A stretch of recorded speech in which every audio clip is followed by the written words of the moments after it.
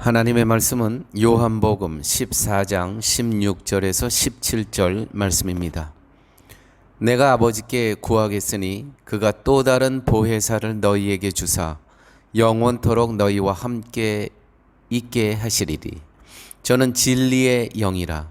세상은 능히 저를 받지 못하나니 이는 저를 보지도 못하고 알지도 못함이라.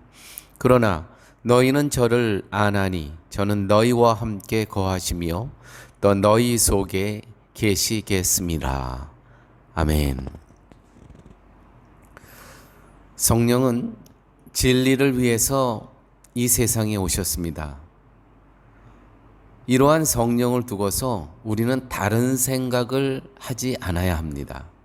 다시 말씀드려서 성령이 나에게 임하시면 무슨 신비한 힘이 주어진다든지 신령한 체험을 한다든지 하는 그와 같은 생각들은 정말 쓸데없는 것들이죠. 그 쓸데없는 생각에 머무르지 말라고 말씀드리는 겁니다. 현대교회 성도들, 특히 이런 분들이 많이 계십니다. 성령을 받은 것을 마치 무당이 신내림을 받은 것처럼 하늘에서 신비한 힘이 있는 것으로 여깁니다. 감정의 상태가 아무런 변화가 없으면 안 된다고 합니다. 이와 같은 이야기들은 성경과는 전혀 상관이 없는 이해입니다. 성경은 절대로 이렇게 이야기하지 않습니다.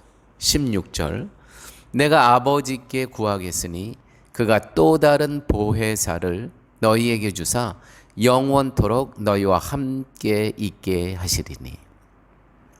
여기서 다른 보혜사란 성령을 가리키죠. 성령을 주시는 이유는 하늘로 가시는 예수님이 제자들과 영원토록 함께 있게 하시기 위함이었습니다. 즉 예수님은 하늘로 가시지만 성령이 오심으로써 제자들은 여전히 예수님과 함께 하게 된다는 것입니다. 진리는 내가 곧 길이요 진리요 생명이라고 말씀하신 것처럼 예수님을 가리키는 것입니다. 진리는 예수님입니다. 진리의 영이란 예수님께 속한 영으로서 오로지 예수님을 증거하고 전하기 위함입니다. 그 역할만 합니다. 성령이 우리에게 임하시면 어떤 초인간적인 그러한 외형적인 그러한 모습으로 보여주는 게 아니고요. 성령이 우리에게 임하시면 예수님께서 십자가를 지셨던 그 비교할 수 없는 그 인간이 가져올 수 없는 그 사랑으로 우리도 사랑할 수 있다는 것이죠. 도저히 용서할 수 없는 사람들도 우리는 용서할 수 있다는 것입니다. 세상 사람들은 절대로 남들을 위해서 희생할 수 없지만 성령께서는 우리를 희생하게 하신다는 것이죠. 진리의 영이란, 다시 말해서 성령은 예수님께 속한 영으로서 오로지 예수님을 증거하고 전하게 하는 것입니다. 성령은 진리의 영이십니다. 진리의 영으로 오신 성령이 우리에게서 하시는 일은 우리로 하여금 예수님을 알게 하시고 깨닫게 하십니다. 그리고 진리의 영은, 성령은 진리이신 예수님만을 쫓아가게 합니다. 17절 저는 진리의 영이라. 세상은 능히 저를 받지 못하나니 이는 저를 보지도 못하고 알지도 못함이라. 그러나 너희는 저를 아나니 저는 너희와 함께 거하시며 또 너희 속에 계시겠음이라. 세상은 예수님을 알거나 받아들일 수 없습니다. 왜요? 진리의 영이 그 안에 없기 때문에 그렇습니다. 그리고 이러한 세상에 우리도 속해 있습니다. 그런데 진리의 영이 오심으로써 우리는 진리를 알게 되고 예수님을 믿게 된 것입니다. 예수님이 어떤 길을 가도 마다하지 않고 따라갈 수 있고 어떤 길로 인도하든 불평하지 않고 예수님을 믿고 신뢰함으로 그 길을 가게 됩니다. 이 모든 것이 우리의 의지가 아니라 성령의 역사입니다. 성령께서 하시는 일입니다. 그런데 과연 성령이 오신 사건이 우리에게 별것 아닌 일이라고 할 수 있겠습니까? 자꾸 다른 징표가 있어야 한다고 여깁니다. 첨가하려고 합니다. 이거는 매우 잘못된 신앙입니다. 성령이 이 땅에 오셔서 우리에게 임하셨을 때 우리를 통해서 변화된 우리의 삶은 예수님을 신뢰하고 예수님께서 가신 길을 쫓아가고 그분이 우리의 삶의 주인으로 여기게 하신다는 것이죠. 여기에 자꾸 다른 걸 첨가하려고 하지 마십시오. 이게 전부입니다. 성령의 역사. 구원은 오직 그리스도의 피로, 보혈의 피로 우리는 구원을 얻게 됩니다. 그리스도의 피의 은혜를 믿으면 그것으로 구원의 문제는 완벽하게 해결됩니다. 완벽하게. 그리스도의 피를 믿고 다시 병 고침을 받는 기적을 체험하라는 요구가 있을 수가 없습니다. 그리스도의 피를 믿었는데 또 방언을 해야 그것이 온전한 성령 체험이다. 그거는 불신앙이죠. 그거는 예수님을 모욕하는 겁니다. 그런데 우리는 가만히 앉아서 믿는 것에 대해 불안한 마음을 가집니다. 뭔가 그것으로는 부족할 것 같다고 의심을 합니다.